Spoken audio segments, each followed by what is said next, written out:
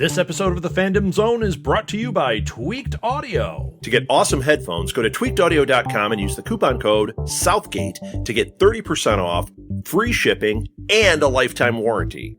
Or you can get there through the link on our website, southgatemediagroup.com.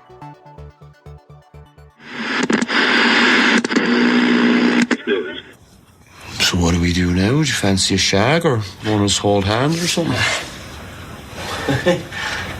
Well, let me ask you something.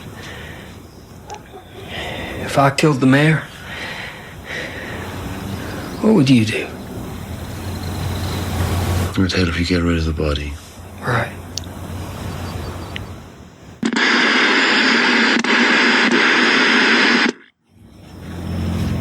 I love my horse. I love my wife. And I love my little girl. And as for Jesus, he can join us all in hell.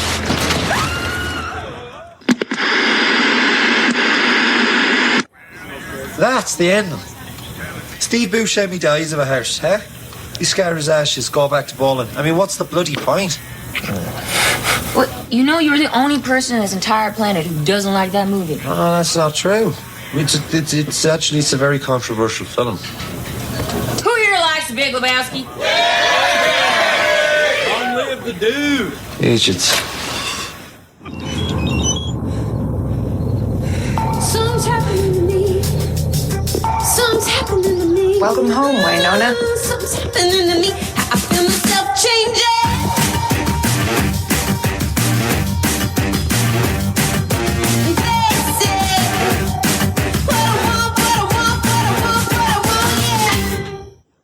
Hello, everyone. This is Karen. It's the Fandom Zone, episode 70. We have a special for you this week. It is the Gone to Texas Preacher special because I am a little baby and I wanted my way. And I demanded an all Texas Preacher special. So you twisted my arm. Yeah. Ow, ow, ow, ow, ow, ow. So we're just going to talk about the last two episodes of Preacher. Hi, everybody. And this is Charles. Hi, Charles. Hello. And this is Karen. Hi. Who's back from the hospital. Yay, I'm back. Yay. And there was much rejoicing. Hooray. Which we will revisit in a little bit. Yes, we will. Yes, we will. So tonight, episode 70 of the Fandom Zone, Gone to Texas Preacher special. And I made a new opening to highlight those last two episodes with our Winona. Ending because I didn't have we don't. Well, we could have used like the Preacher theme, I guess, but but I actually made that right at 6:00 today. Oh, I see. So. Okay. I think we'll let it slide. Yeah, okay, thank you. So, we're going to talk about episode 9 of the first season of Preacher, Finish the Song, and episode 10 of the first season of Preacher, Call and Response. That's right. So you're kind of getting the Preacher finale a little early because normally we'd be recording this on a Saturday. Right. For the week ending August 7th. Right. But today, we're recording on a Wednesday as we attempt to play catch-up. Right. Because that's not, it's things happen, so we gotta play catch-up. So we figured since Outcasts were doing that on that staggered schedule anyway, and Winona Ryder were playing catch-up as well. Right. We'll put those off for a few days, and we'll go ahead and talk about Preacher in this special episode 70, even though I missed 69. I was very upset about that. I know. You were looking forward to it, too. And I made a meme like you requested, and I literally watched on Facebook to see your response, and there was nothing. No likes, nothing. I might have missed it. Well, you must have, because I had to tweet it like 2 days later. Yeah, I must have missed it. So that's on me. I'll take my share of the responsibility. Okay, but we tried to muddle through without you. I listened. It was very good. You guys. We tried really hard, but you leave such a void when you're not here. Come on, you guys. I mean, like this big cavernous void. Hey, I don't like that implication at all. Well, that just, I mean, My you know, personality is that's big? Is that what you're saying? My personality is big. no, the impact Oh, is big, well, that's nice. you know. You You know, guys it'd did be like great. I it'd be enjoyed like it. it'd be like Supergirl rocketing from the other side of the galaxy and crashing into planet Earth. Okay. Well, thank you. That kind of an impact. Wow. Ouch. That's Yeah, what I but felt like. I really did. But yeah.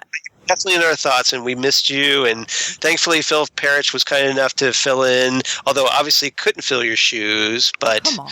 he helped out. Yeah. No, but I'm just saying that you leave such a void. So it's like Phil's does his best. I have to say, I do my best, but I couldn't fill that void either. at some point, I need to teach you how to use a soundboard. Well, one, I need a soundboard. Yeah, well, just an iPad or something. Yeah, well, I mean, yeah, okay, that's fine. That's it. That's it. Yeah, well, I use an Android. I would recommend an Android. I have an app on a phone, but Yeah, but you have to get buttons. I mean, yeah, they have to be big. So anyway, yeah, exactly. What is this So- bizarre segue that's happening right now? Oh, hello, Blaine. yeah, because you were like, "This is where Karen would play this," or "This is where Karen would play that." I was like, It's all we could do. It's all we could do. We were bare bones last week. Yeah, no kidding. So Sorry. now I feel bad. No, it was a great show. I enjoyed. I feel like I listening let to you it. down. No, you did not let me down at all. I enjoyed listening to the show very much afterwards. I listened to the entire thing from beginning to end. I made you a meme and everything. It was very interesting. And it caught me up on the shows that you guys talked about. So That's good. Glad we could help. All right, so about these shows. So I need to go back and catch up on the other shows so we can talk about it later this week. Yep. Okay, so Yep. That again, would help. Preacher 109 and Preacher 10, which we're going to apologize up front, or at least I am, and hopefully I'll speak for you too, that we may actually kind of merge the storylines a little bit. Right, Yeah, because they kind of cross over and then connect, and so yeah. Right. So We kind of treat both episodes as one big episode almost. Right. I'm going to give you the story titles, things that I do for. By the way, I was disappointed in you for not Why? doing that for at least Preacher. The story What? title things. Why didn't you come up with story titles? In my honor. Oh, the A, B, and C's? Yeah. That's your thing. Yeah, but you could have done it. I could have, but that would require effort. I was upset. Oh, wow. Okay, so I'll give the I got a guest host. I know. I'll give the story titles for each if you want, and then we'll just talk about each episode. What do you want to do? Do you want me to give the whole thing, or Whatever you want to do. This is your like Gone to Texas special that you wanted. So now, if it fails, it's on me. Yes, All exactly. right. It's all part of my plan. Okay, well, let me give you the titles for the 9th episode. Finish the song. The A story, I'm giving it as the Saints highlight reel. Mm-hmm. Even though it wasn't really the main story. It stood out so much. It did. It felt like basically, yeah, we're watching this over and over. It's like, oh, it's the greatest hits of the Saint of Killers. It really was, wasn't it? Yep. And then the B story, the bromance is alive. Right. C story, Emily's just not that into you. Mm-hmm. And then I had a couple more. You and I kind of brainstormed on these. Were Tree Fitty to Hell. Tree Fitty, woman. Tree Fitty. It's Tree Fitty. And Seeing a Man in Albuquerque. So we had those two as well. Now the Saints highlight reel. Definitely. I should have made that left turn at Albuquerque. Yeah. Now, they never actually came out and said his name was the Saint of Killers today. They didn't say his name was anything. Nope. Nothing. Nope. They even referred to him on Talking Preacher as the cowboy. Right. So.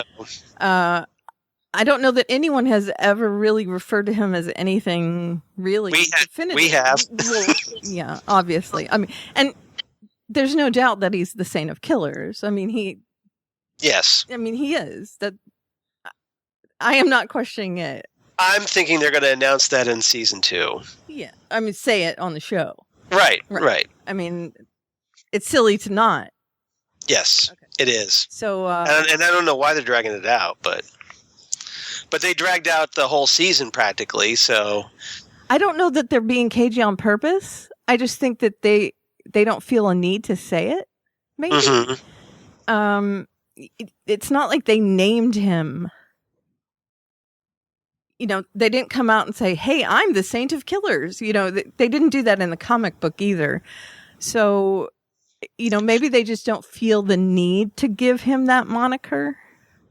Or someone else might, like in passing, and then from that point on, we'll get to call him the Saint of Killers. Sure. Hopefully, like they did with you. I'll have to go back to the comics and read, see if anybody like mentions it at first. Okay, see where it comes from. Yeah. Okay.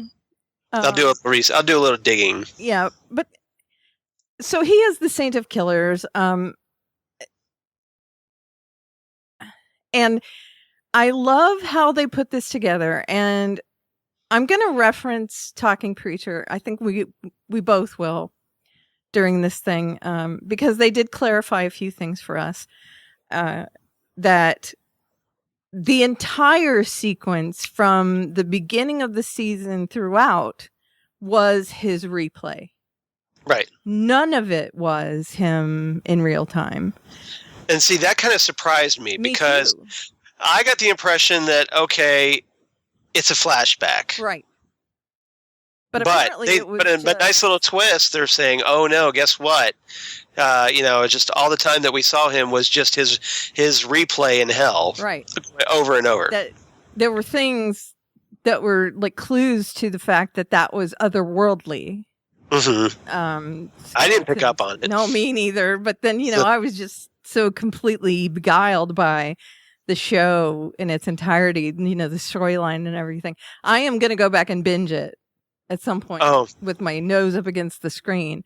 I'll probably do that once the Blu-ray comes out. Oh, yeah, me too. Because then I'll have the special features and I can really get into it a little more. And I loved hearing about the mascots as well and Talking Preacher. Yes. They had their own Romeo and Juliet story, which was great. Now that I didn't pick up on either. No, me either. Although there was that little drinking game there was a running gag with them both. Yeah, so when you brought that up, right. That was actually a really good observation on your part because obviously, they deliberately set that up. Right, that there was something that all those years of watching Community paying off. Yep. For some reason, I was tuning out the guy dressed as a Native American. Me too. But I just thought he was a weird guy who liked to dress as a Native American. I didn't think he was a mascot. Right. Well, my husband said that he had noticed signs in the high school where they were switching over one mascot for the other. Oh. So they were getting rid of the what is it, the animal mascot and switching to the Indian. I thought it would be the other way around. I don't know which way it was because I didn't notice that. Because I would think that the Native American mascot would be less politically correct. Right. So yeah. Yeah. So there was some sort of political thing happening there. Yeah. But yeah, I thought that was hilarious as well. But of course, that didn't have anything to do with the underground stuff. No. But I thought it was hilarious, and the fact that was on a whole nother thing that apparently paid off. The methane. Yes. But that was a more overt. Right. Well, when they're ending episodes with the guy monitoring the pressure. Right. However, connecting it to the town exploding. Mm-hmm. Hello. Yay. Well, yeah, exactly. That was you. So yeah.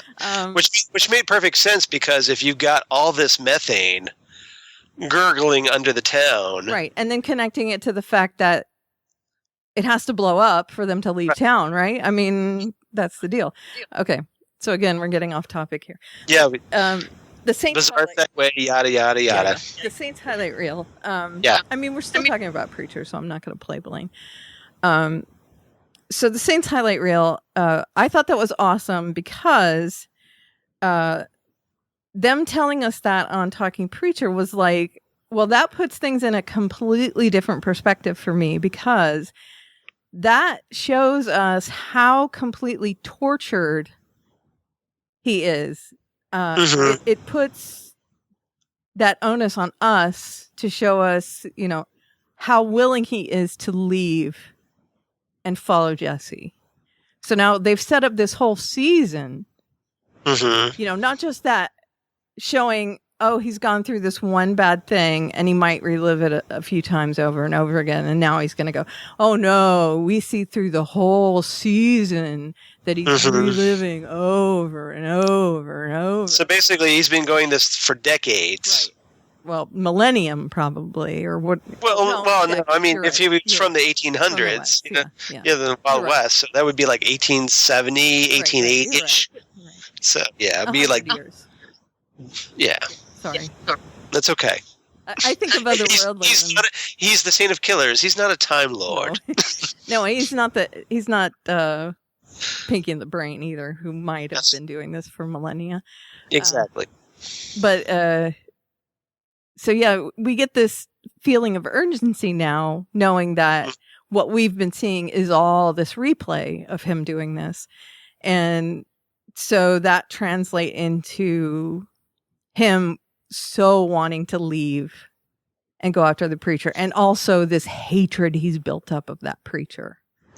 Well, I think it's just preachers in general, right? Well, because of that preacher, yeah. So now, when all he has to do is, all DeBlanc has to do is just say preacher, and it's like, I'm in. Right. Let's go. Exactly. And how sad are you for DeBlanc and Fiore there? Or Fiore, at least. Yeah. Well, Fiore, for two reasons. One, Fiore had to give up his comic books. Well, he has them back now. Well, he was asking about them. I know. And he was just like, and that was so great. Like when he's at the bus stop and he's about to get on the bus and he's like, what about my comics? I know. I'm like, dude, I feel the feels. I know. Me too. I'm right there with you. Solidarity. But and then he has to apparently give up his life partner, DeBlanc. Right. And this is another thing I kind of wanted to talk about, because his afterlife partner. The afterlife. Above life partner. Above life partner. Yeah, because they're not really after, right? No, not really. But you figure if they're in hell, it's the afterlife. Now, Saint of Killers can end them. Yes, and that was a great thing they established at the end of the season finale, where you've got the Seraphiminator waltzing around. See, I didn't think I forgot that, did you? Yes, very nice. The Seraphiminator just walking around, and then all of a sudden you think, okay, she's going to be a threat in season 2 because she's going to go. No. Turns out, blam, a big chunk. Yep. And she's gone. And yeah, exactly. It's like, can you believe that, man? Right. Look at that. That came out in like a dire chunk. Right, exactly. And to use a Kung Pao reference. We didn't see any light with I'm sorry. I was going to say DeFiore because I've been putting them together in my head. That's okay. Yeah, you mean that's the ship name. Right. DeBlanc, we didn't see anything with DeBlanc either, but, that could have been just that they did a quick cut or whatever, but he ended DeBlanc. There's no more DeBlanc, which is terrible. I mean, it's poor Fiore, that, they were each other's soulmate. Right. And that... he's at the end of the episode, he's just despondent. See, I kind of thought it was just like, well, maybe he stayed behind in hell, or No. Saint of Killers killed him. That's true. Yeah, I was a little. He killed. It was a little late in the evening. I might have kind of glossed over that part. Yeah, sorry. So Fiore was very upset. Thanks for setting me straight. Yeah, it's all right. DeBlanc is gone. So yeah, maybe he must have had another show to be a part of. Well, he was on Boardwalk Empire, so yeah. Yeah, and I love that those actors were really dedicated to their roles as well. So yay for them. And I will, R.I.P. Pinky and the Brain on Preacher. Although I hope we'll see Fiore again. That would be cool. Dragging his little... So we got one last time. Fiore and de Blanc. Fiore and de Blanc. And he's muttering, "Point." Yep. Narf. Narf. Oh, poor boy. So I was very sad about that. Then he goes back to reading his comics. So it's all good. It's all good. In front of the Breaking Bad bus stop. Yes, and that was a nice little Easter egg. I don't know how many people out there caught it. I think they talked about this on Talking Preacher. They may have. But the bus stop where Fiore and DeBlanc get on the bus to hell. And where Fiore gets dropped back off. Exactly. Is the exact same bus stop where Saul Goodman is picked up to make his big exit out of New Mexico in Breaking Bad. Exactly. So that he can go into the crime form of witness protection. Right. Yeah, the anti-witness protection. Yeah, and then he ends up like in this really crappy. If you watch Better Call Saul, he ends up in like working in this really crappy restaurant. Right. It's a Cinnabon. It's a Cinnabon. Cinnabon, right? Yes. So yeah. Exactly. Yeah. It's a very cool looking landscapey place with the steps and kind of an eschery looking. It is, and it's very cool. But I thought it was it makes perfect sense because Sam Catlin, who was, worked on Breaking Bad, directed, he helped bring Preacher to the TV screens. Right. And he also, we didn't really talk about this, but he wrote the season finale Call and Response and directed it. Right. So, yeah. Mm-hmm. So, of course, he would toss in a little nod exactly. to his show. Yeah. Which was very cool. I enjoyed that. And there he is sitting there with a little tear in his eye, sitting on his trunk full of comics that no one stole, which was very cool. I know. I really did like them. As weird as they were endearing to me. Fiore and DeBlanc. They were. So. I wasn't quite sure how those two were going to adapt to television, but the way this particular take I thought was hilarious. Mm-hmm. Once they got going, that first couple episodes, I wasn't sure where they were going to go with them. Right. And then they kind of once they had that little conversation, I think in the bathroom. Right. When Fiore's on the toilet and DeBlanc's sitting in the tub and they're debating about whether they're going to answer the phone. Right. I thought that was it. I was sold. The original Pinky and the Brain conversation. They won me over. Yes. Yeah. That was how to play it, I think. Really. It was. That's when it's like, okay, these characters totally click now. Yeah, exactly. And once they put them in my head like that, yeah, it was perfect. Right. And they worked together perfectly. And I like how, it reminded me of other pairs on TV, but then they would change them up. Like Fiore would be the hard ass sometimes. Right. Like Fiore would be the one who'd want to kill him to get Genesis out, where DeBlanc would want to sing it out of him with a lullaby. He'd want to be the sweet and tender, and it was. Which is weird because Fiore comes off as the sweet, innocent one. Right. He's the brain. I mean, he's Pinky in the Pinky and the Brain relationship, but yet he's the one who wants to go at Jesse with a chainsaw. Right, exactly. And he's the one who doesn't mind going in the back with the travel agent. Yeah, that's one thing we need to talk about because there was. I know we're kind of jumping around all over the place in these two episodes, but since we're on the subject of DeBlanc and Fiore, well, that's in this episode right? How great was that scene where they go to the travel agency to book their tickets to hell, right? And and they have to give like their employment descriptions. An architect and a serial killer. Serial killer, yeah. And it was funny because I looked closely at the ticket as it was being printed on that dot matrix printer. Yeah. And it did say serial killer on the ticket. That is awesome. So I'm guessing the other one said architect. But I did see the one serial killer on that. So I just thought it was great that they actually made it onto the ticket. That is amazing. And then, of course, you know, the travel agent wants payment.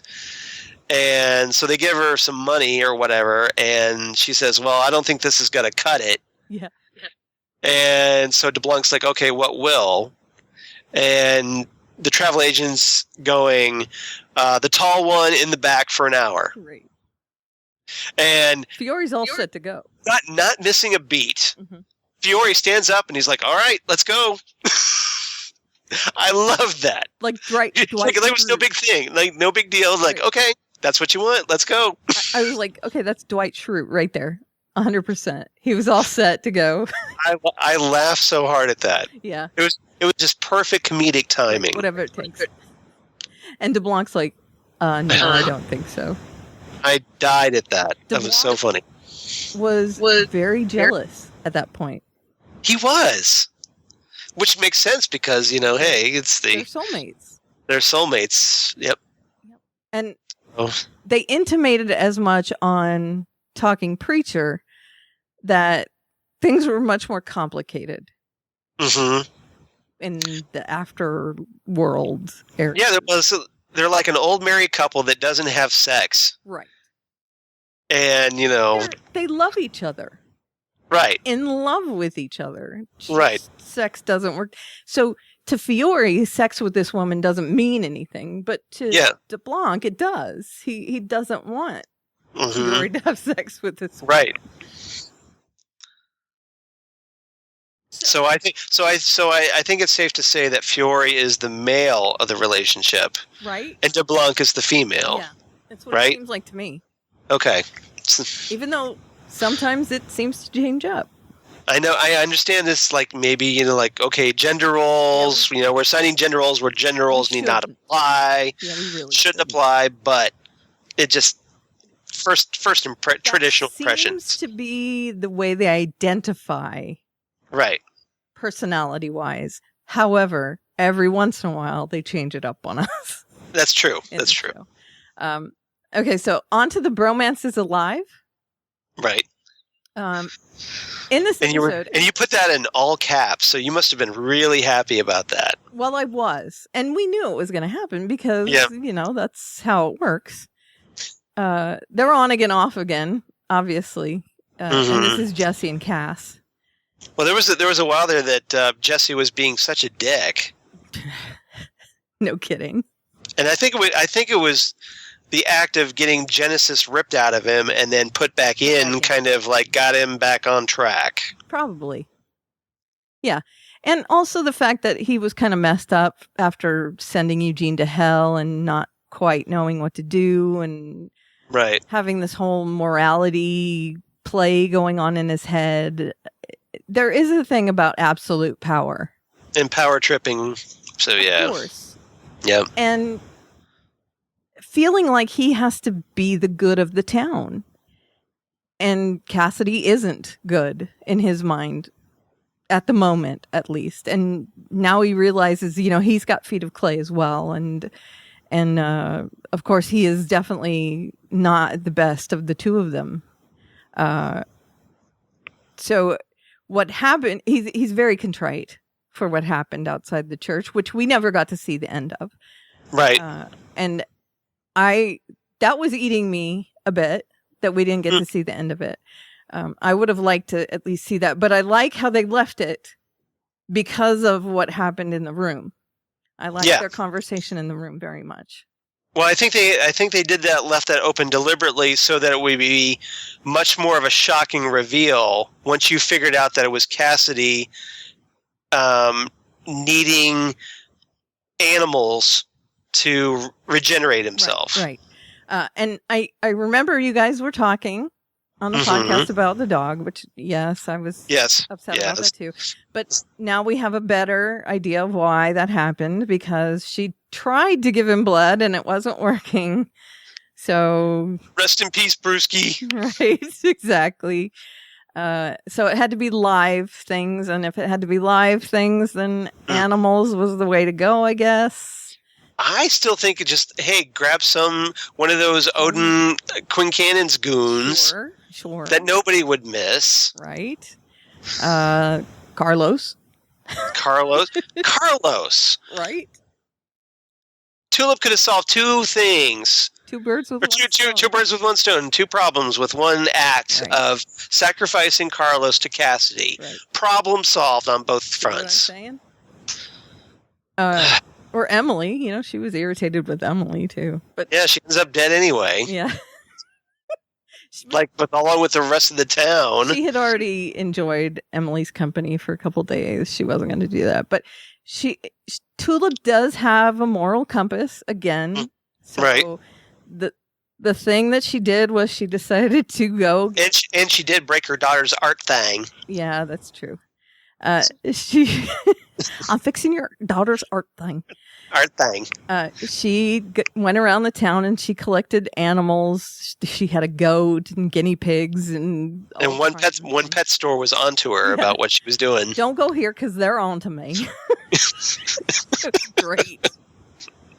And poor Emily had to take over for her. And in the shockingest part of Preacher, I think, and Preacher doesn't shock me very much, but because of how they set up her character, Emily calling the mayor Miles. Yeah. And having him come over.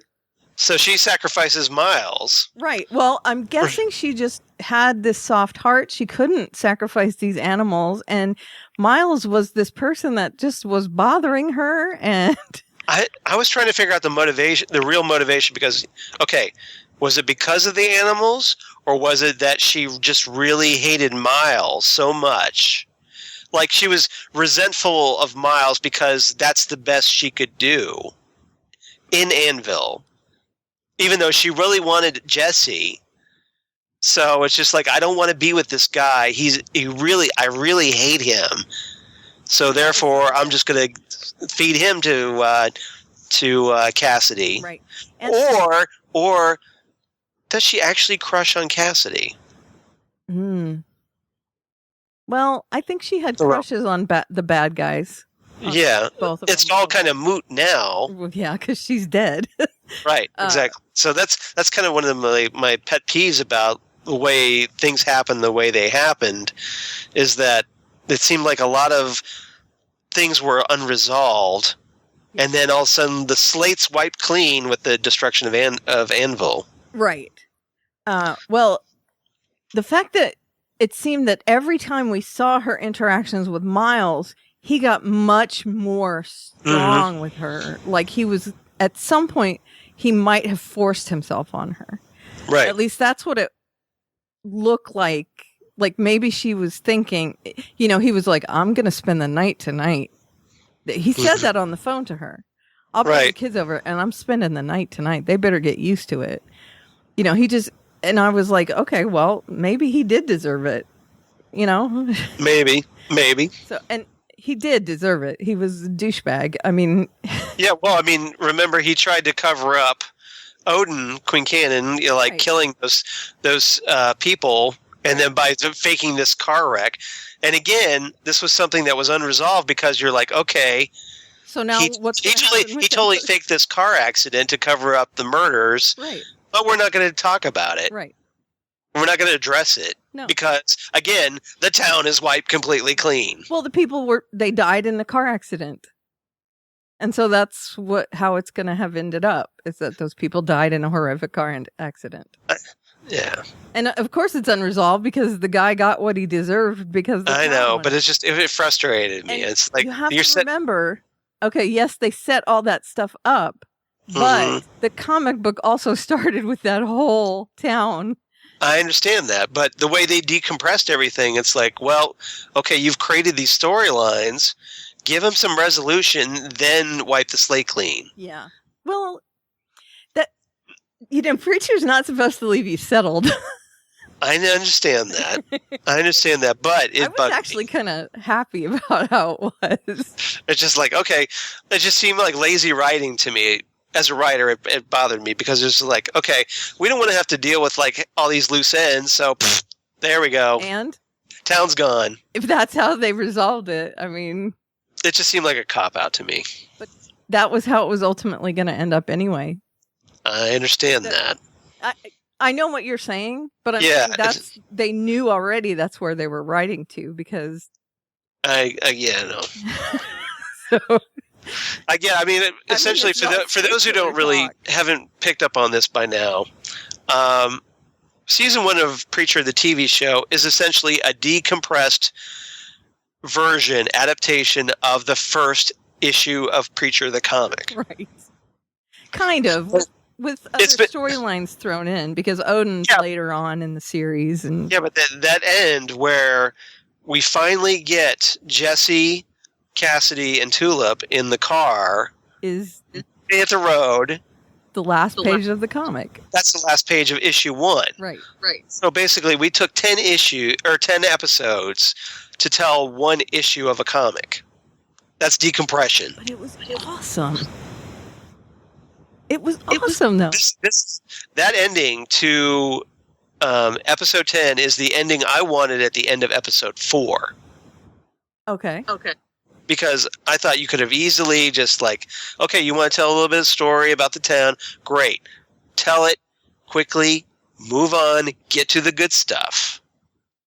Okay. Not just make us wait till season 2 to get to the good stuff. This was all good stuff. It was good stuff, but it could have been better. But remember, we also got complain about the slow episodes. A little bit. But we got Arseface's backstory, which was a whole miniseries. Again, that's not resolved. Not yet, but they did leave the little lampshade, and the fact that they put him in hell while Enville blew up, which means he saved him. Yeah, right. But you could have just easily had him get on a bus and leave town. Okay, yeah. Still, right? It's an awesome story. And we also got the whole Saint of Killers storyline. That was great. I had no problems with the Saint of Killers storyline. And it was explained in detail, like the miniseries, so that people will understand his story. Right. Because he'll just... But he was only in 4 episodes. So you could have done that by episode 4. Okay, yeah. But do one little segment of the Saint of Killers, and then he shows up at the end, and then he starts hunting Jesse and everybody as they hit the road. He was the best. He was so good in this. Okay, so the bromance is alive. So we're talking about the scene where we got to go back now too. Yeah, sorry, it's on me. Okay, so Jesse, in the episode where I could not talk to you, Jesse let him set on fire outside, right? Yes. Cassidy, as a test, tested his faith, right? In their friendship, and allowed himself to be set on fire by the sun. And Jesse, we never saw the resolution to that, which is where you went off. With right. Sorry. No. It's all right. And it bothered me. Sorry. Well, it bothered me at the time. Yeah. And then when we got to this episode, and Emily said to Jesse after she sacrificed her Erzat's boyfriend, yeah, your mate's inside, because of course she really didn't know what had happened, right? She didn't know that there might have been some strife between the two of them. And maybe she thought that they just fought. Right. So she didn't know that she might be sending Jesse in. Yeah. To his doom. Yeah. Which definitely could have happened, although, we knew better that he wasn't going to go in and get eaten. Right. And thank goodness that she had sacrificed Miles, because... Well, remember, Jesse also has the word. Correct. That's so... Could have said stop. Yeah. So Jesse goes in, and they do have this conversation, which was in the theme, where they do have a heart-to-heart, and it's revealed that Jesse put him out. And Jesse is very upset about the fact, and Cass says, well, you put me out, and Jesse says, well, not soon enough. And Cass is forgiving, of him. Mm-hmm. So maybe he let like Cassidy burn for a little bit deliberately. Mm-hmm. I'm sure he did. I mean, definitely he did. And then he's like, okay, fine. Right. I'll put you out. Exactly. And it looks like he probably just left him there for Tulip to take back. I mean, he obviously didn't save him. He put him out and then left him there for Tulip to scoop up and take somewhere. So it's Tulip cleaning up Jesse's mess. As always. And again, this leaves that whole dynamic of Jesse and Cass having some sandpapery moments while Cass falls more in love with Tulip.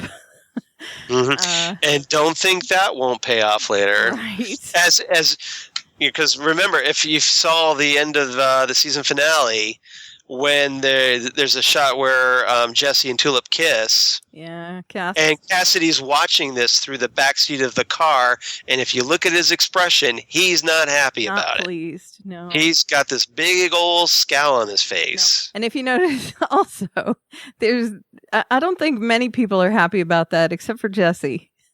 Mm-hmm. Jesse's really the only one that's kind of pleased by that situation. Yeah. Tulip's not happy about it so much. She doesn't like being forced to kiss him. Understandably. Right. Cassidy hated it. Yeah. And Jesse, I think, got off on the power of doing it more than anything else. Well, it was a cheap thrill and he indulged himself. Right. Yeah. So. But then that's why she punched him and is like, don't you do that again. Right. And Tulip's like, laying down the law, like, which okay, I'm not your puppet. It was a great scene, but it really does that is the quintessential. And we won't even get into the whole awkwardness of the issue of consent. Exactly. Right. Which is a borderline term in the series. Mm-hmm. Because of the word to begin with. Right. So free will. I mean, the whole concept of free will. The whole concept is based on the idea of free will. Right.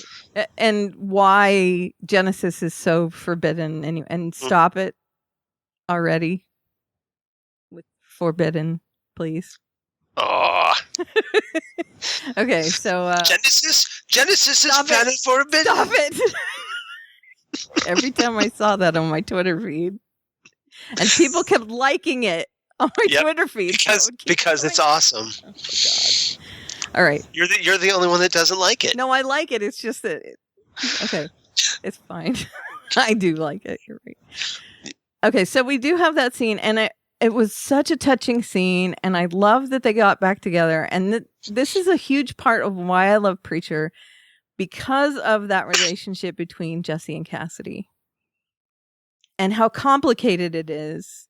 Right. And it's like brothers. Yes, it is. Because they don't get along all the time. There's moments of friction, especially when a girl's involved. Mm-hmm. Tulip. Namely Tulip, yes. So yeah.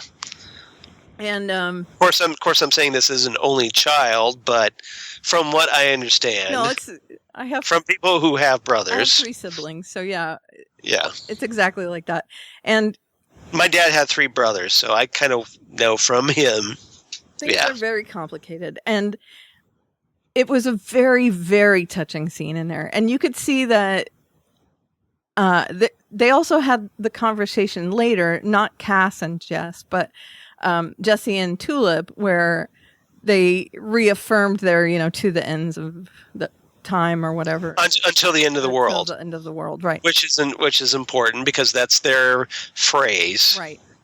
And that's, they have their touchstones, and it's something that they have to keep in their head is, no matter what, we have to be in this together, because if we don't have each other, we have nothing.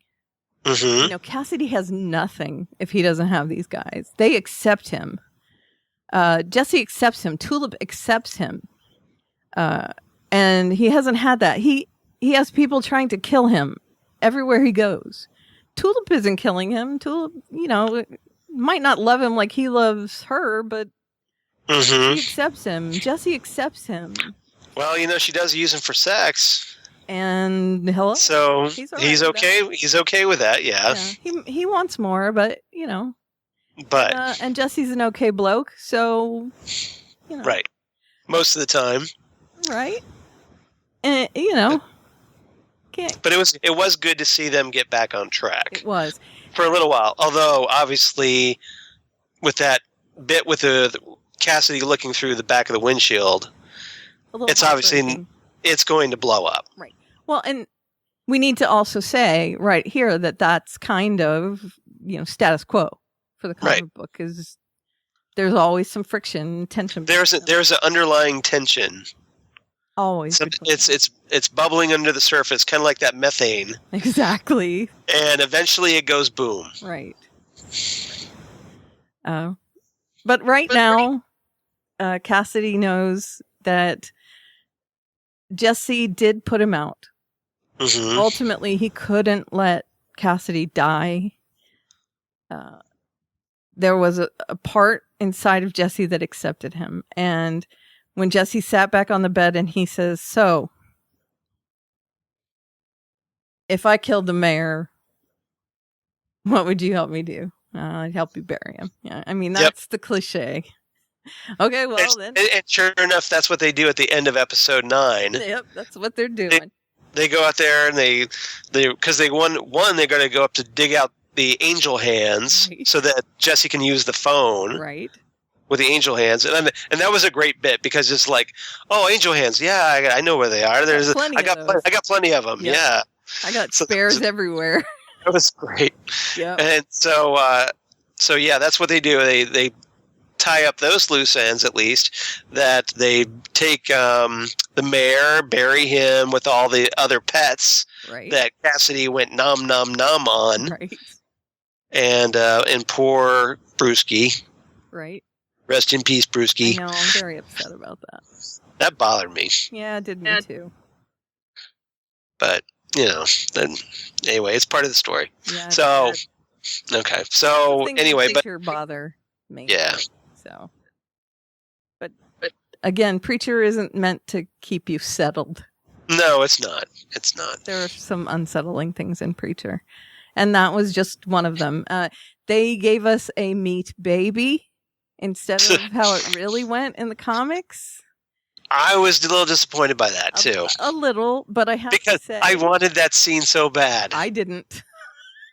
I did. I thought it would have just been like... It would have blown the internet up. Yeah, no kidding. Everybody would have been like, holy crap. Right. But... That's in the next episode, but he doesn't make a meat baby. He makes a meat wife. Just so you guys know. Right. Yeah. If you didn't watch Talking Preacher. Yeah. And yeah. He has relations with. Yeah. Yeah. There's a very disturbing panel in the Preacher comic where you see Odin and he's on his knees and that's all I'm going to say. I'm dropping right here, but yeah. Brain bleach. Wait. I can still see it in my head. I need to warn you about seeing this panel. You can probably find it online if you want, but it cannot be unseen. It can't be unseen. I can see it in my head right now, and it's been a long years. time. Yeah. So I've read it. Yeah. So There's one page on the right-hand side. So don't think you're doing yourself a favor by looking for that on the internet. It's really dark in the background with a lot of red, and he's right in the middle with me hanging up all around him. Yeah. Yeah. I'm describing it well, aren't I? Right. Yeah, exactly. And it's a big woman made up. Yeah, because you've got big, like a hawk here. Yeah, exactly, like a hawk. Thank you for reminding. Yeah, she's kind of cobbled together. It's almost like if you build her out of Kentucky Fried Chicken pieces. Right. Yeah, it's like the back leg of a pig and a. Right. Different pieces of different animals all put together into a woman. Yeah, so sort of like a woman. Right. Yeah. Right. Or you've got those big sausage casings and stuff, and yeah. It looks like a golem. That's it. That's a perfect word for it. A big golem of meat. Or like Avatar or something. Yeah. It's gross. Yeah, it's. Anyway, he makes this like. Why are we still talking about this? Oh, get it out of my brain. But they made instead a meat baby. Yeah. In the comics, so I guess they softened that, and they. Well, yeah, they used ground chuck. Actually, they didn't. They used No, plastic. It was. Well, yeah, it was supposed to be ground chuck, but obviously, if it was ground chuck, he would have a really hard time keeping that together. Yeah, he would. Because it would fall apart. Yeah. Unless he had a casing around it. Well, it was in a suit. It was in a snowsuit. Yeah, that's true. But it would have fallen apart. Yeah. It was completely out of plastic though, because they gave it away on Talking Preacher, which was hilarious. Right. Yeah. So Odin was a bit of a odd duck in the comics. No. We'll just put it that way. No. Okay. The devil, you say. No, the god, I say. See what I did there? I see what you did there. Because Odin's a god. Right. The god of mate. He was amazing in this, Jackie Earle Haley. I have to say. A perfect Odin Quincannon. Now, did you catch that? Okay, we didn't see a corpse of Odin. Oh, come on, he's dead. You think he's dead? Yeah, I think I think if they wanted to bring him back, they could. They could, but I think they meant to just put his story in because they weren't going to tell it. Well, they were drawing out the first season, issue 1, so they had to fill it with something. Right. So they filled it with mate. Right. So they decided to use his story to do the methane for the town to explode. They reordered it. Right. Yes. And just use something from the comic. Right. Which to give their an actual bad guy. Right. For the season. Yes. And he was fantastic. He really threw himself into that character. And he did. This is the third time I've seen him in a comic book adaptation. And he is just amazing. Yeah, he is. I mean, he was brilliant in Watchmen as Rorschach. Yeah, and he was in Human Target. Is that the name of it? Yes. He was also in Human Target. He was great on that, too. He was fantastic. Because he's playing this, kind of shady... I know a guy. Morally dubious. Yeah. Mm-hmm. Fantastic. Just, he's so good. Arms guy. Yeah. But anyway... Okay, so we have the Cassidy storyline and all that, 350 to Hell, seeing him. And then Tulip, she goes off to find Carlos, and is that all of 109? Yeah, I think so. Okay. So what did you give 109? 109. I enjoyed this episode a lot. I thought it was obviously building toward a big finish. So I give this one 9 out of 10 handy angel hands. Very nice. I went a little bit up from you. I gave it 9.5 covered bird cages because the woman in the travel agency, when they were talking about hell, went and covered her bird cage. And I was like, okay, can't talk in front of the bird. No, I thought it was something because she was dealing with hell. Yeah. So for some reason that she was protecting the bird from that. Okay. Somehow. I don't know how the cover would protect. I mean, I get that, but I'm just saying. Or maybe it was hilarious that. Or maybe the bird. She didn't want the bird seeing something. I don't know. Yeah. I'm sure that's it. I just thought it was funny that she covered the bird's cage, and so I did notice that. That's hilarious. So.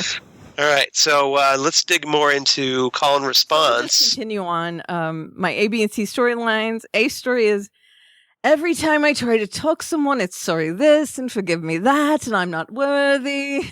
Yeah, which of course is a nice little reference to Monty Python and the Holy Grail. Exactly, which is, I mean, how could you not? Now, knock it off. Yes, Lord, right. How could you not think of that when you saw that production? Oh, it was all over Twitter. Yeah. The Holy Grail references. Right. But it was like the Holy Grail meets Mark Twain meets Preacher, right? Yeah. Me and Thane being the B story, and The C story I wrote as New Beginnings, and really that's the ending of everything. My more stories are soundtrack to end a season on. That's me. I wanted to talk about the music in this episode, which was amazing. I wrote, why did he get a title card, which is my little nod to Carlos in this episode. Why did he get his own title card? And I realized that's kind of a gag that they gave him his own title card. Yeah, yes, with his name Carlos and big block letters like they've been doing for various locations throughout the season. Right, it was hilarious. Yeah. And then Happy Woden's Day for Odin. Mm-hmm.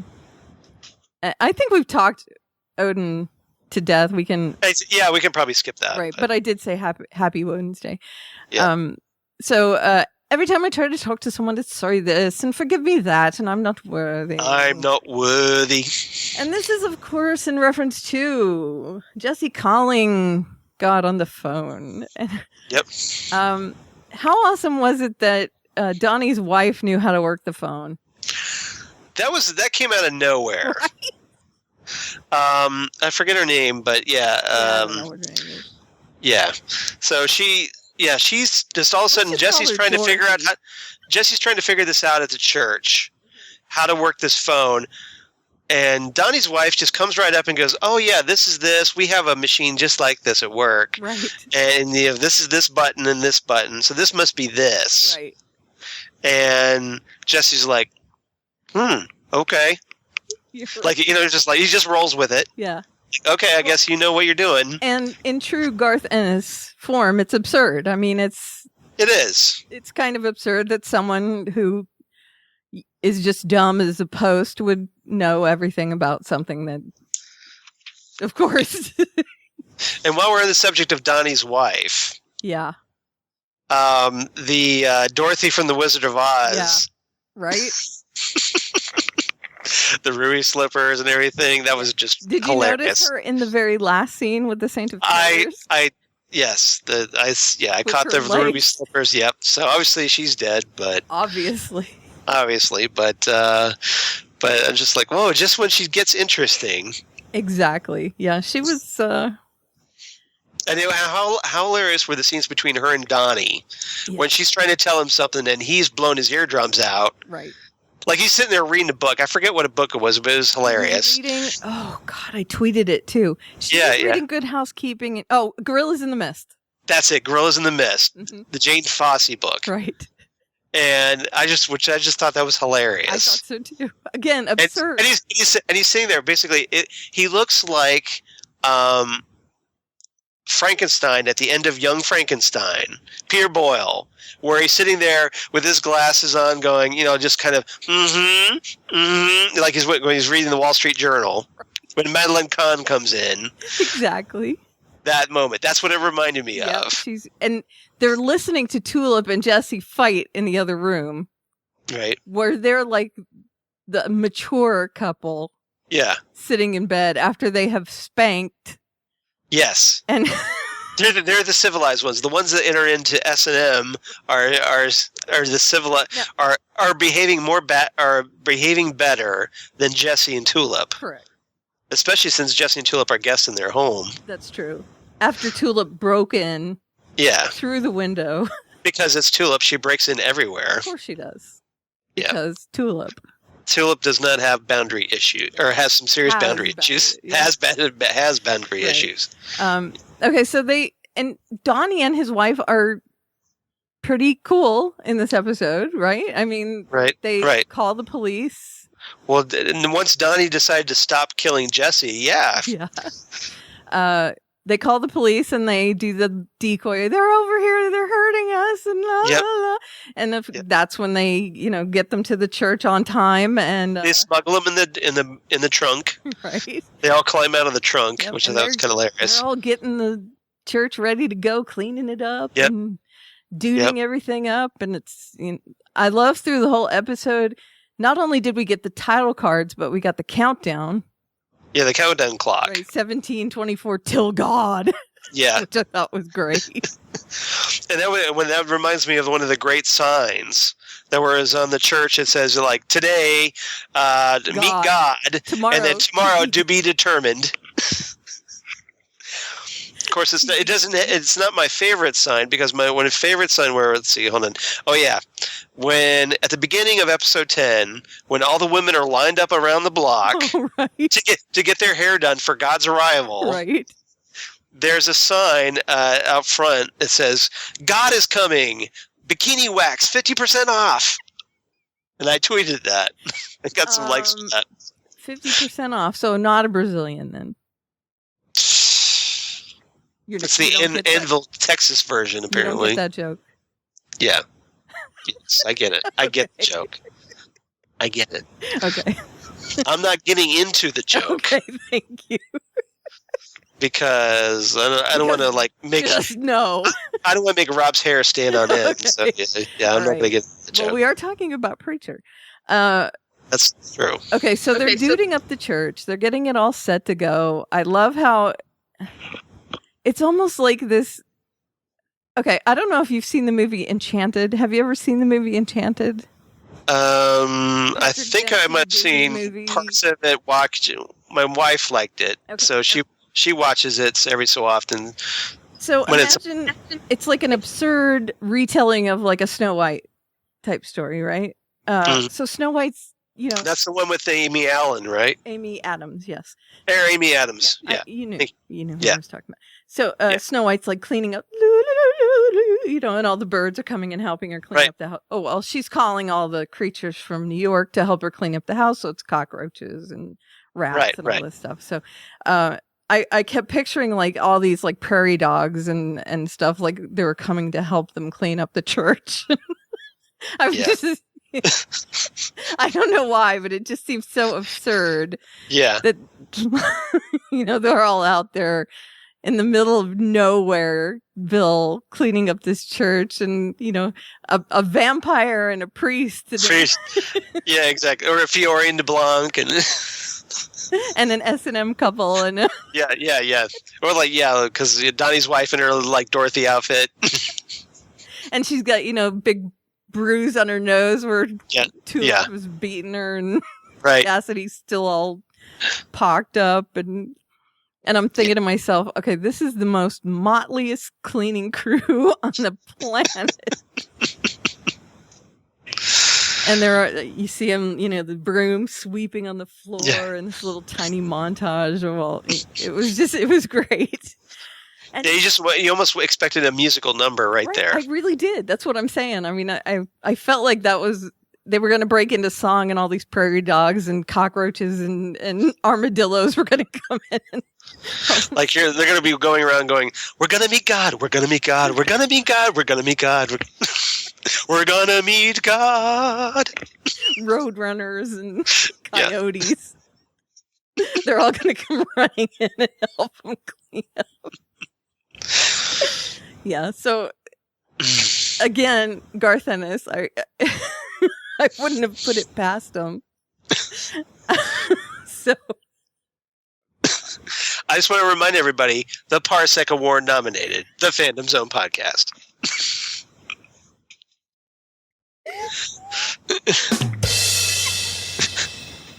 I'm turning red. I missed this so much. Did you? I missed this with you. Well, I have to tell you, I didn't smile. I hope everyone out there missed it too, because I didn't smile at all while I was yeah. So this is nice medicine for me. Good. But yeah. So I had this vision of them just, the absurd cleaning, but seeing Jesse put the phone on the podium, right, and just place it there so nicely, and all that, and then seeing all the people filter in and things start building, and Tulip and Cass standing off, and the place is packed. So packed. And Sheriff Fruit is there. Yep. And I think somebody mentions to him, like, "Hey, he's right there. Are you gonna arrest him?" Yep. And he's like, "I don't know. I know where he's gonna be." Yeah. He was pretty much. He's not going anywhere. So, he wants to see what's going to happen, just like everyone else. They're all standing around, and of course, Odin gets up and he makes his little speech. Well, yeah, he cuts Jesse off. Jesse's talking, and Odin just cuts him right off and says, "Hey, okay, where's your savior? Right. Where's your savior now? Yeah, exactly. Where's your savior now? Yeah. And then they decide, okay, well then let's see it. And Jesse gets out the phone and does his little dialing, and it was quite a tense moment there. You're like, well, Jesse, I think at first he's like, it's not working. Why is it not working? This is not working. Oh crap. Right. And it was again very funny in that deadpan-y sort of Monty Python black humory way. Mm-hmm. And then, all the lights go out and everyone's like, okay, that's weird. Something's happening. Right? And then you get that really cheesy, obviously fake looking God. Well, yeah, because, you could tell that beard looked pretty fake and the wig and... was he not fake looking to everyone else? I was hoping for something like Mel Brooks would show up. Oh God, I would be so happy if that was. How great would Mel Brooks have been as God, right? In that scene. Right? That would have been the best to have Mel Brooks. Yeah. It really would have. Or a Monty Python. Yes. Or like Terry Gilliam or Eric Idle or somebody. Yeah, that would have been great. John Cleese would have been hysterical. I think Terry Gilliam might have been the best one because he's so, underrated and the least seen Python. Mm-hmm. But that would have been a really great in-joke. Or Michael Palin. I think Palin would have done a great job with that. And if they had made the makeup a little better, I think I would have been a little happier with it. Although I know what they were doing with it. They wanted Jesse to doubt it. Yeah. But everyone else really bought into it right away. Well, apparently everybody in Annville is really dumb. Rubes. Yes. They're huge rubes. Yeah. And I love that they're, asking questions and even Odin kind of buys into it. Yeah. And he's the big skeptic. Right. And he's buying into it at first until it all becomes exposed that, oh, by the way, he's not God after all. Right. Exactly. God's missing, it turns out. Right. And so there's this whole interchange between the fake God, who apparently has been put on this throne to talk to. Now, I don't know whether it was set up in advance or do you think this was being set up because they knew Jesse was calling? Was that all the time? They might have been monitoring Jesse. And so or maybe they were tracking the movements of the phone, where the phone is. And it took them a minute or two to get him into place, and that's why it took a few minutes for him to make the phone work or whatever. Maybe they're waiting for the call. Yeah. So, there's this question and answer session, and of course the people are asking the dumbest questions. Right. Can you put my penis back on? Which I thought was hilarious. When Jesse shot him. Right. And he Clive. He got it there in a cooler. Yeah. It looks like one of those little 7-Eleven hot dog cases, right? So, and Tulip yells at him, which I think is great. Well, yeah, Tulip was going to go off. She was going to go off in this big rant on God, with air quotes. And Jesse has to kind of down, get just dial it back. Right. A lot. Yeah. Which is good. Not the time. Right. Yeah. And you made a baby cry. Yeah. Exactly. Tulip gets some good lines. Yeah. That's for sure. She's great. And so she and Cassidy are up against the wall. They're chatting, and they had a couple of cute moments together. Yeah, they were kind of trolling the thing from the background. Right. Trolling what's going on. They were like the kids with the spitballs off in the corner. And then, of course, Jesse exposes, well, you're not God. And he uses the word. Right. Which was scary as all. Tell me where God is. Right. And it's exposed that heaven doesn't know where God is. Yeah. And all hell breaks loose, literally, in the church after that happens, and in heaven. Yep. The fake God is dragged off the throne, and the phone call is dropped. The church empties out. The town is gone nuts. Odin's men are ripping things apart in the church. Yeah, that's the thing that it struck me. It was, it kind of came a little bit out of nowhere. It's like, okay, everybody in town is suddenly gone insane. There's no God. There's no God, but... So it doesn't matter what you do anymore. I know, but they kind of all bought into that whole collective mentality pretty quickly, didn't they? I know they did. Yeah, and you've got all these little girls. They killed that bus driver. They killed the bus driver that was all skeevy pervy. I thought that was good, actually. Yeah, but okay, you've got little girls that all of a sudden they're going after that bus driver. They're dead now, though. Like they've been planning this for months. They're all dead now, though. Yeah, exactly. The little girls are dead now. It was a gag. Yes, it was a gag. No, I get that. I get it. That was resolved for you? That one was that part was resolved. Yes, the bit with the bus driver. Yes, that was resolved. Are you happy about that one?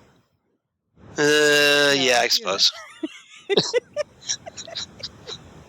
I actually enjoyed that. I loved seeing them come off that bus with that. It actually was good closure with that. It was kind of cute, actually. Those girls, they're all dressed up in their Sunday finest, and they have like a little stage. La la la la. And they come off the bus all matter of factly, and happy, yeah, holding hands. Yep. Gonna go make a daisy chain.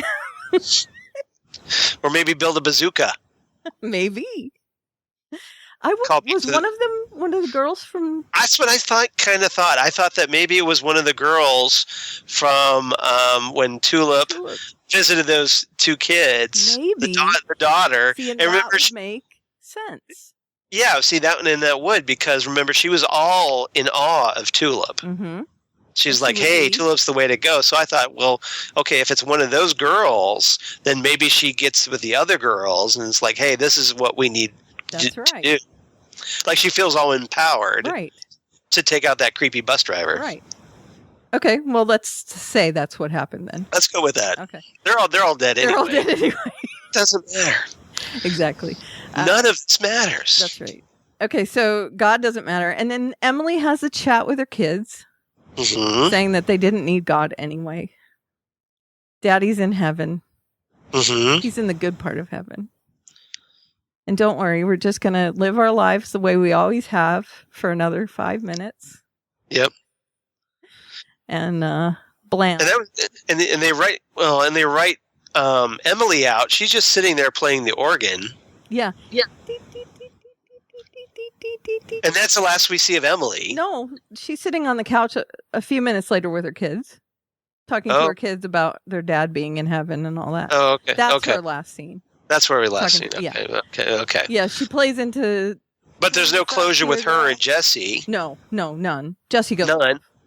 Yeah, well, Jesse's just like, okay, we're leaving town, bye. And no, Yeah, Jesse doesn't care. She just killed, like Miles, and okay, and Jesse's, what about her thing with Jesse? Gonna leave her behind.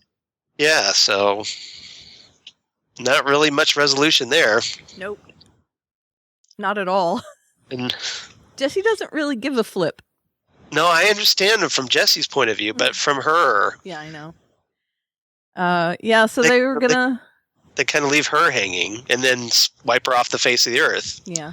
They were gonna live their life, and she was gonna be an upstanding member of society. She didn't know, to be fair, that Jesse was gonna go off, and I'm guessing she was just gonna continue her life in the church and all that stuff with Jesse, thinking that Jesse was still going to be there. She had no idea. Right. And I don't know if you noticed, but there were some tchotchkes on the shelf behind her as she's talking. And one of them is a kneeling angel, and it's facing her as she's talking, like praying to her. Oh, okay. I got it. Okay. So I thought it was interesting. It wasn't facing like a logical direction. her shelf is like this, and she's I got it. here. It's deliberately positioned. pointed at her. Okay, got it. So I thought it was very interesting. And her poor kids are just like, I have no idea what you are saying to us right now. They probably checked out long ago. Yeah, they have no idea what's going on. Yeah. And luckily they don't have to. Yeah. Okay. So me and Thane, and again, that's just the build up. Mr. Man decided he was going to go out with a bang with his girlfriend, prostitute girlfriend. Yep. He looks like he had a heart attack, and little Miss Ballgag didn't know how to. Yes. Yeah. Oh, by the way, I got a like from the actress that played with the ball gag. Nice. Yes. Which I thought was pretty funny. Mad props. Yeah. Because I made this comment. I was like, okay, that awkward moment when the entire town is wiped off the map while you're wearing a ball gag. Nice. And apparently she liked that. That's very nice. Good So job. I can't remember the actress's name, but it was nice that she Very acknowledged good. it. Very good. Yeah. Mad props to you, sir. Thank you. Yeah. She has a nice butt. Yes, but okay. It was notable to me that she had a nice butt. Okay. And I enjoyed her acting in that scene because she was very madly trying to shut it off, and she was like, "Oh no." Yeah. I mean, just Well, the thing I thought was hilarious is she doesn't bother to take the ball gag off.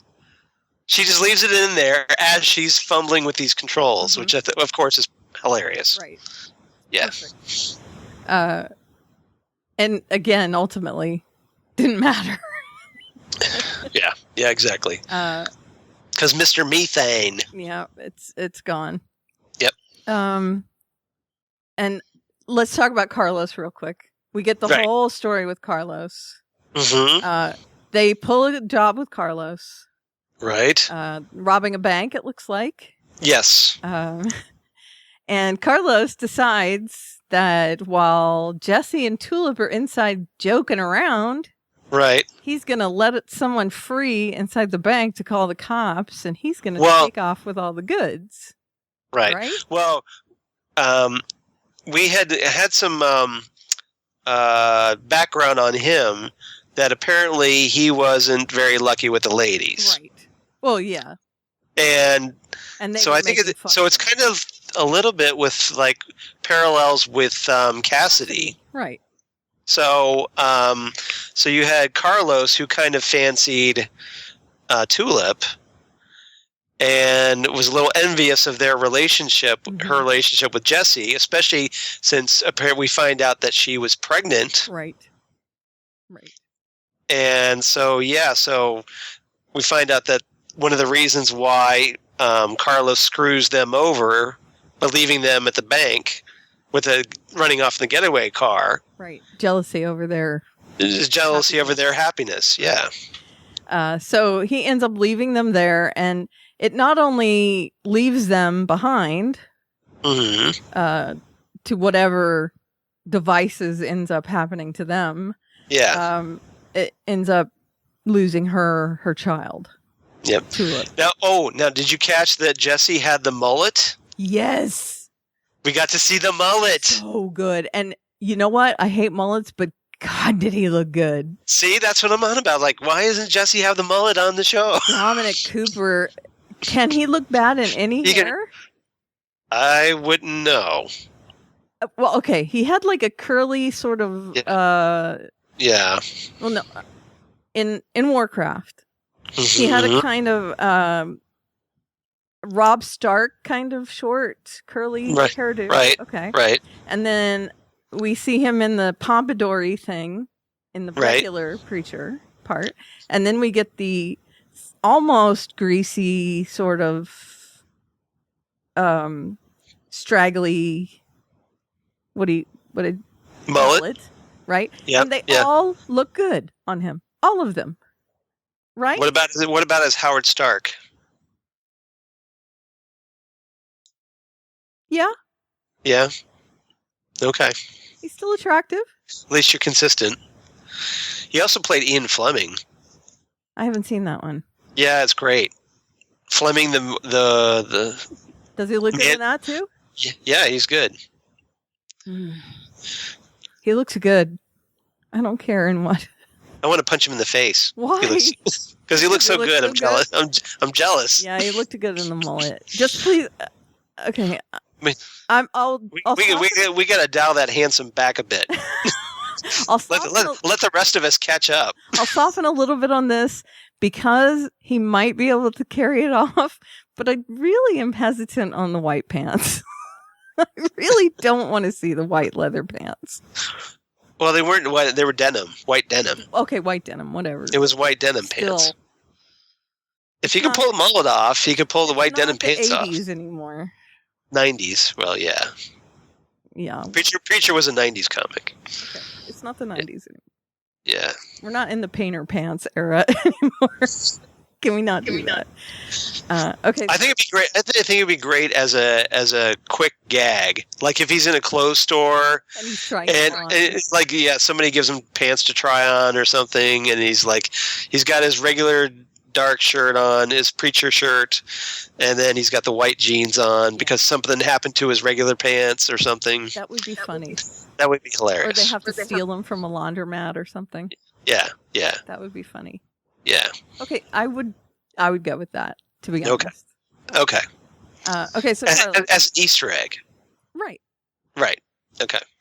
Okay, so Carlos, this is why she has this issue with Carlos, and completely understandable. And the tweets about why she would have such a vendetta against him were all over the place. Yeah. People were so in Tulip's camp over this. Understandably so. Right. And the scene where she is telling him to kill Carlos for her, and he is like, right, okay. And he puts on the oven mitt. Yeah, because, that was apparently an oven mitt can be used as a silencer. Right. Who knew? Right. He's doing all this stuff. He's trying to protect the car, and he's. But he intended to shoot Carlos. Yeah. He was going to go ahead with it if Tulip hadn't stopped him. Right. And see, this is after him. Like, okay, we're not going to kill Carlos. Right. And they were having this conversation. He was very into it. He was like, "Okay, yes." Because he could see how much it bothered Tulip. Right. She was still affected by it. To the end of the world. So he was just like, I'm Team Tulip. Carlos, you're toast. Right. And it was funny because it was like, again, the married couple, where poor Carlos is all tied up in the back listening to all this go on. He couldn't see anything. He knew that he was seconds away from being shot, and he could hear them bickering over whether he was going to shoot him or not. And she was like, "You would do that for me?" Well, yeah, I would do that for you, but I'm trying to make it so your car doesn't get dirty and so no one hears it. And they're doing all this chatter over it. Yeah, exactly, like an old married couple. Yes, right. And it was fantastic, and people were like on all over the place. These are my parents. This, this is the best conversation ever over shooting someone. And I was saying the same thing. It was very Tarantino-esque. Yes, it was amazing. Whoever wrote that conversation was Sam Callan. Okay, then fantastic. I mean, it was just he wrote and directed that episode. So that was all Sam Callan. And brilliant, and they acted the crap out of it. And I love how Tulip turns to him, and just you could almost see the little hearts in her eyes. Like tweet, tweet, tweet, tweet. Yep. Yeah. Really? It's like, he'll kill for me. Yeah. He's so dreamy. Exactly. It was so great. Yep. And Dom just standing there, Jesse. Yes. Standing there with the oven mitt on his hand, and right. He's so great. Yep. Nonplussed, saying, "Well, I was going to kill him for you." Shrugging his shoulders. Yeah, well, he had Dominic. Dominic Cooper has this like great deadpan delivery that he's able to do, especially when you've got someone playing over the top like Ruth Negga Tulip. Right. And he, of course, with that accent. So he's all like laid back, right, deadpan. Right. Well, I was gonna kill him for you, but I didn't want to Right. harder. And he was very matter of fact and nonchalant. Right. Yes, very. Yeah. And it was perfect. Just perfect timing, perfect writing. That whole scene was great. And the follow up to it where they let Carlos go, they decide to let Carlos go and they're in the alley and they're standing back and they're looking at Carlos. Jesse's got a bat in his hand. And he's like, you know what's going to happen here, don't you? And Tulip hands him, the tire iron? Yeah, something like that. The tire iron. And Carlos is like, no. And the next thing we see Carlos beaten to a pulp running down the street. Right. Well, or limping down the street. The next thing you see is Jesse saying, no, still not fair. And he goes and hands him the gun. Yeah. No, don't give me the gun. Because the gun means it's going to be worse than what he thinks it is. Right. He can't defend himself with a gun. Right. And then we get that, of course, that call out to The Walking Dead with him shambling behind the Indian on the street. It was fantastic. We see the Indian walking down the street and he comes out of nowhere with this kind of reminiscent theme music to The Walking Dead. And he's like, yeah. He comes out. Yeah. He is a zombie. He's zombified by the both of them, beaten just almost to death by the two of them. And I would have loved to see the fight. I picture like a Tasmanian devil thing happening in the alley. That. yeah, it has all like smoke, and you see like a leg stick out or an arm at one point, and then exactly. It would have been great just to see some animated sort of thing happen in there. So yeah, he gets his own, and of course he doesn't make it out of the town either. So nope, he's dead apparently. Yep. And then with everything else, we get everything tying up, and as you saying, resolved situations with either the town blowing up, ending their storylines, or the ending being Fiore getting dropped off in town on his chest of comic books. We get the Saint of Killers also being dropped off in the center of town, vowing he's going to take out the preacher. And we get that scene of him taking out Seraphiminator, yeah. Yeah. And then we get the scene, of course, in the diner, which apparently is out of town. Right. So we learned that. So the diner's still there. Right. Where they go to get the fries. Because got to get French fries. Exactly. Which was great. I loved that. I love that whole thing. Because there's a whole thing that there's a big speech earlier that Tulip said that she wanted French fries. Fries afterwards. Fries afterwards. So Jesse promises her and then Jesse makes this statement to everyone that he's going to take Tulip out for French fries. Right. Yeah, as soon as God, quote unquote, gets dragged off the throne and everything, where are we going? Well, Tulip wants French fries. Yep. That's where they're going to go. See, I kind of thought that's one of the quotes that you would have used for our opening. Oh, see, I thought about it, but I like the Big Lebowski part, so I thought I'd put that in there. By the way, I'm with Cassidy. I think Lebowski's overrated. What? I'm just kidding. I've never seen the movie. I'm just kidding. I'm kidding. You've seen Big Lebowski, right?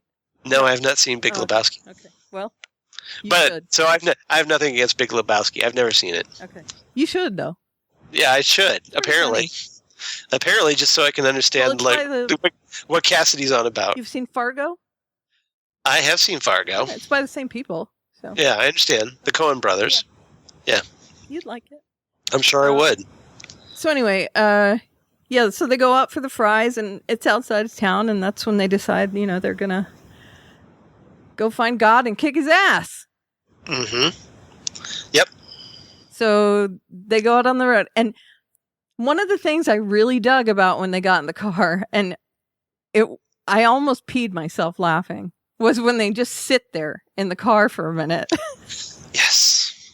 I wanted that moment so much. Like I said earlier, I wanted that moment in episode 4. Right. And to finally get that moment, it's like, finally, right. The show can begin, but in season 2. Right. But then they sit there for a moment. Yeah. And well, that's so we can get nice little stills of them sitting in the car. This pregnant pause. Yeah. And then Cassidy it's so the Preacher fans, the fans of the comic, can appreciate it. Right. It's a good joke to us, definitely. So they can go, yes, finally. Then, of course, we get that joke of Cassidy saying something and Tulip taking off in the middle of his sentence as well. Right. Which is also hilarious. So yes. Yeah. Now, granted, it's not a pickup. No. Not a pickup truck, but who cares? a car is easier to get in and out of, right. So it makes sense. Again, who cares? Yeah. So good. I don't care what vehicle it is. No, I know, but I just thought it was worth mentioning. That car fits her better. It does. It does. So, am I missing anything here? I don't think so. We've covered quite a bit. Okay. So, yep. So basically we now have to wait until 2017 for more Preacher. Right. But the upside is that there will be 3 more episodes next season. So there right. we get 13 next season as opposed to 10. Right. So And so there's a wait. We've got almost like a Game of Thrones kind of wait for new episodes, right. But on the upside we get 3 more episodes next season. And I have to say, the people that, and here's what the feeling I get, and maybe you can confirm or deny or whatever. The people that read the comic loved it. Right. A lot of people that watched it that haven't read the comic really liked it, but they're still kind of confused about it. Right. And they're thinking they're going to watch the second season anyway. And I'm thinking that this kind of set up the story for them. Mm-hmm. Well, before we get into this further, what was your rating for the season finale? I give it 10 flawless hair days. You really loved it. It was perfect for you. It was. I loved it. I think season 1 was such a great setup for season 2. Yeah. The way they did it was novel.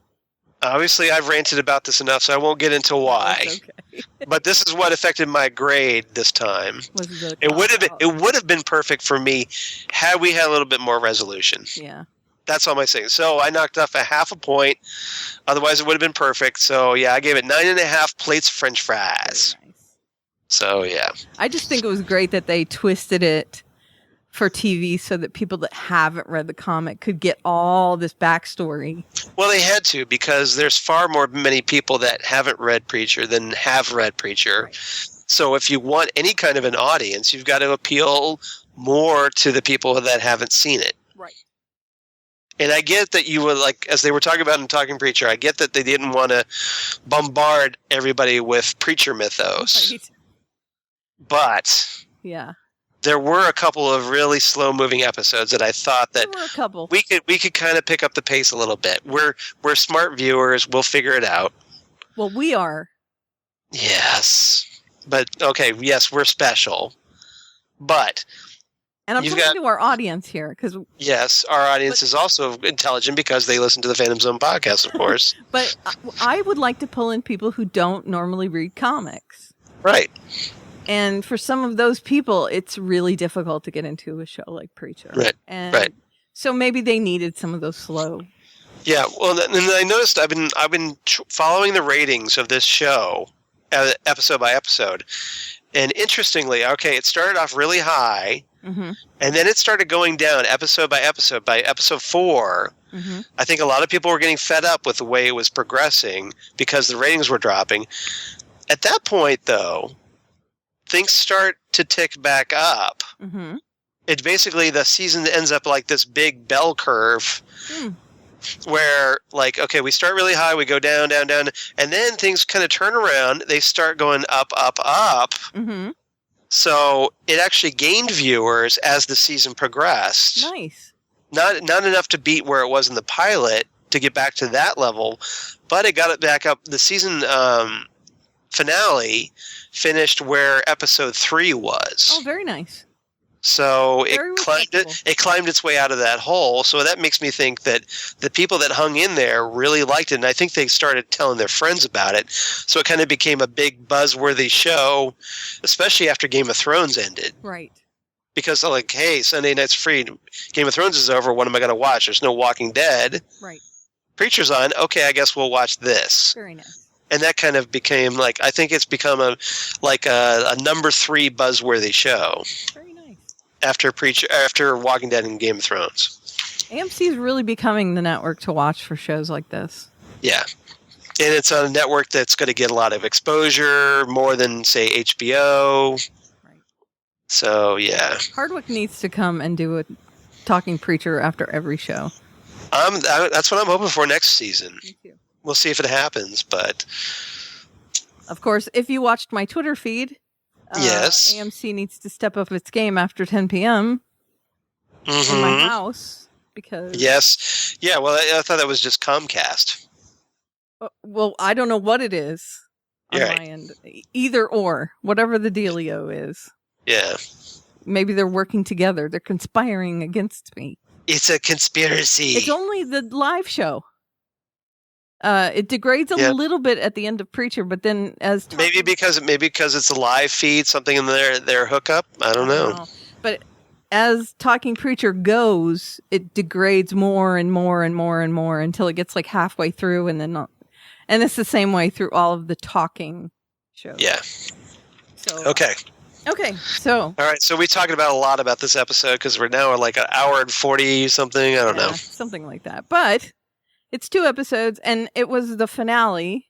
Yes. Of a really important show in our lives. Yeah. We enjoyed it. We enjoyed season 1. I hope you guys did too. Yeah. Hope you enjoyed us talking about it. Yeah, big time. And this was, we really wanted to do this special show because I have a passion for this show, and it's just something that was very special to me that they decided to do this show. So it's a TV show I never expected to see on television. Me too.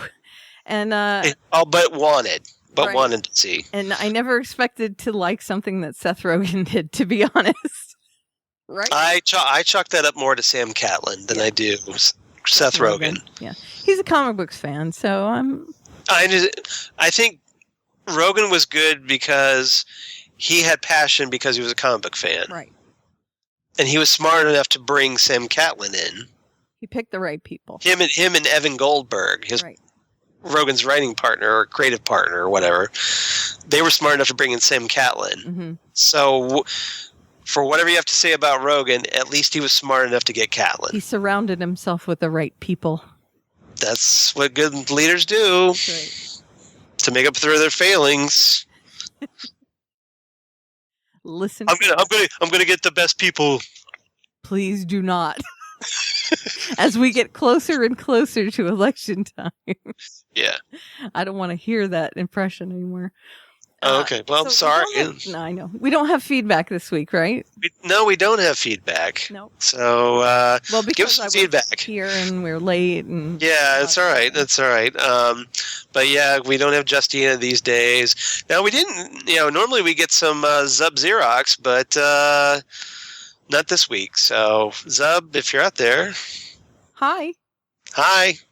So let us know what you think. And to everyone else. Hi, Maggie and Phil and who else should I say hi? Jeff and Fred and everybody out there. If we're missing you. Dancer and Prancer and Vixen and everyone. I'm sure there's many people I'm missing, but hi to all the regulars and to all of you that I missed. Hi, and thanks to everyone who said hi to me on Twitter and Facebook. I really appreciated all the nice thoughts. So where can they get in touch with us? Hi, Flash. Oh, sorry. That's not Firestorm. Flash. Firestorm. Yep. He was right up close to the camera. But yes, so where can they get in touch with us? You ask, well, how about at FandomZoneCast on Gmail? And you can reach us at FandomZoneCast on the Twitter machine. Our Facebook account, of course, the Phantom Zone Podcast, which I believe is also at Phantom Zone Podcast on Facebook. Okay. You know, that little at or something. But you can just search for Phantom Zone Podcast. You'll find us. And, of course, you know, our usual places that we're all over the interwebs with iTunes and Libsyn and all that. So all that stuff. But Karen, where can they reach you? They can reach me at Aleveria, Aleveria, and in my bio there's a link to my blog, at which you can find a pinned post with all of my other links. And I will be doing a new podcast this fall, along with Gotham and Supergirl. Ooh. For another new genre show as well. Can you talk about which show? Sure. It looks like it's going to be timeless. Oh, interesting. Timey-wimey stuff. Timey-wimey stuff, yeah. My specialty. Right, along with Doug Payton, my Under the Dome co-host. Ah, so you're no longer under the dome. No, we're no longer under the dome. So we're just in the planning stages of that so far. And I've seen the pilot for Timeless. It's actually very good. I'm still hoping to get you for something else. I know you are. But a lot of people are talking to me about other things.